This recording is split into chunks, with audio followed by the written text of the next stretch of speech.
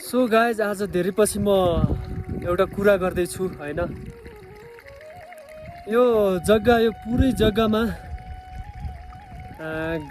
सबै गाउँले दाजुभाइ मिलेर स्याउ लगायौँ हैन। स्याउ लगाइसकेपछि लगाएर मात्र हुँदैन क्या, किनकि चुकिलौ बचाउनको लागि पनि फेरि गाउँ दाजुभाइ मिलेर आज बाढ देखिरहेछ। त्यही यो स्याउ बचाउनको लागि गाउँले दाजुभाइ मिलेर सबैजना आएर काम साम गरेर हाजिरी लाउने काम हुन्थ्यो है। किनकि थाहा चुकिलौ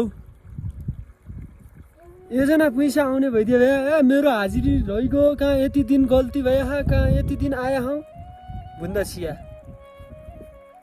बिना पैसा छोडी गया भाइ गया।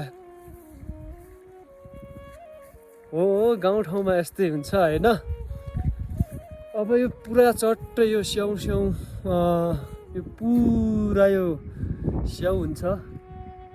अब अझै 6-7 दिन हामी गाउँले दाजुभाइ मिलेर गर्दैछौँ।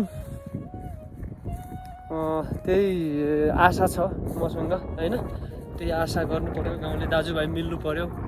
पैसामा मात्रै नबिकौँ, रिसमा नबिकौँ है।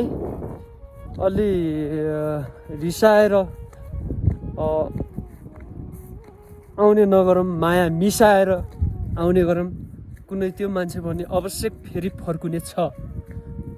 धनमा र अब धम्कीमा होइन, मनमा गर्नुहोस् न, सही बाटो हुन्छ।